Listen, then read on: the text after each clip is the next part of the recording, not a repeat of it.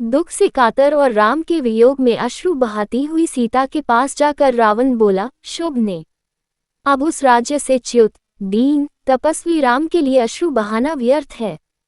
राम में इतनी शक्ति कहाँ है कि यहाँ तक आने का मनोरथ भी कर सके। तू उसे विस्मृत कर दे। विशालालोचने, तू मुझे पति के रूप में अंगीकार ले। समुद्र से घिरे 100 योजन विस्तार वाले अपने इस राज्य को मैं तुझे अर्पित कर दूंगा। मैं, जो तीनों लोकों का स्वामी हूँ, तेरे चरणों का दास बनकर रहूंगा। मेरी समस्त सुंदर रानियां तेरी दासी बनकर रहेंगी। समस्त देव, दानव, नर, किन्नर जो मेरे दास हैं, तेरे दास बनकर रहेंगे। तेरे पहले के दुष्कर्म तुझे वनवास का कष्ट देकर समाप्त हो चुके हैं और अब तेरा पुण्यकर्म ही शेष रह गया है। अब मेरे साथ यहाँ रहकर समस्त प्रकार के पुष्पहार, दिव्य गंध और श्रेष्ठ आभूषण आदि का सेवन कर। सुमुखी, तेरा ये कमल के समान सुंदर, निर्मल और मनोहर मुख शोक से पीड़ित होकर शोभाहीन हो गया है। मुझे स्वीकार करके उसे पुनः शोभायमान कर। धर्म और लोकलाज का भय निर्मूल है। ये सब मात्र तेरे मिथ्या विचार हैं। किसी सुंदरी का युद्ध में हरण करके उसके साथ विवाह करना भी तो वैदिक रीति का ही एक अंग है। इसलिए तू निश्चिंत होकर मेरी बन जा। मैं तेरे इन कोमल चरणों पर अपने ये 10 मस्तक रख रहा हूँ, मुझ पर शीघ्र कृपा कर। रावण के इन वचनों को सुनकर शोक से कष्ट पाती हुई वैदेही अपने और रावण के बीच में तिनके उठ करके बोली, हे नराधम, परम पराक्रमी, धर्मप्रायण एवं सत्य प्रतिज्ञा दशरथ नंदन श्री रामचंद्र जी ही मेरे पति हैं। मैं उनके अतिरिक्त किसी अन्य की ओर दृष्टि तक भी नहीं कर सकती।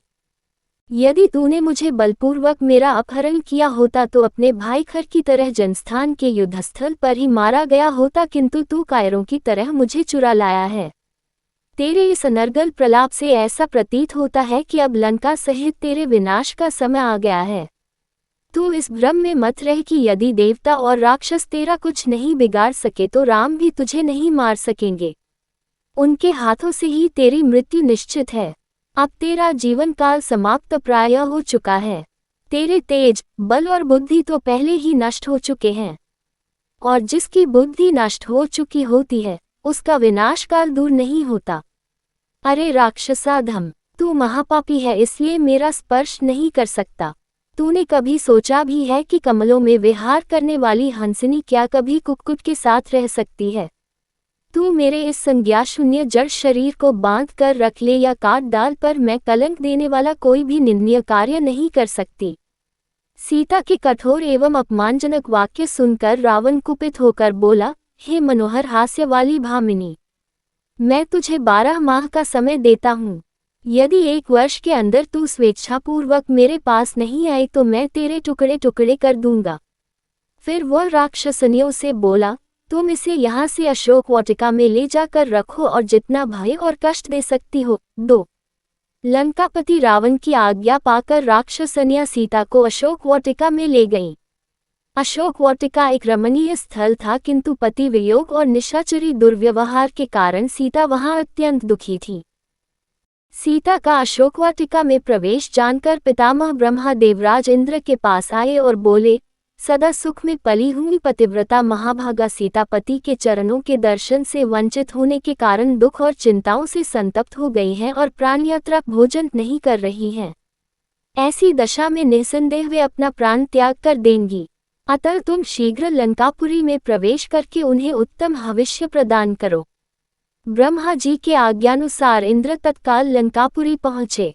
उन्होंने निद्रा देवी की सहायता से समस्त राक्षसों को मोहित कर दिया। फिर वे सीता के पास जाकर बोले, हे देवी, आप शोक न करें, मैं शचीपति इंद्र राम की सहायता करूंगा। मेरे प्रसाद से वे विशाल सेना लेकर समुद्र पार करके यहाँ आएंगे। अतः तुम इस हविष्य को स्वीकार करो। इसे खा लेने पर तुम्हें हजारों वर्षों तक भूख और प्यास संतप्त नहीं कर पाएंगे। शंकित सीता ने उनसे कहा, मुझे कैसे विश्वास हो कि आप देवराज इंद्र ही हैं? इस पर देवराज इंद्र ने समस्त देवोचित लक्षणों का प्रदर्शन करके सीता की शंका का निवारण कर दिया।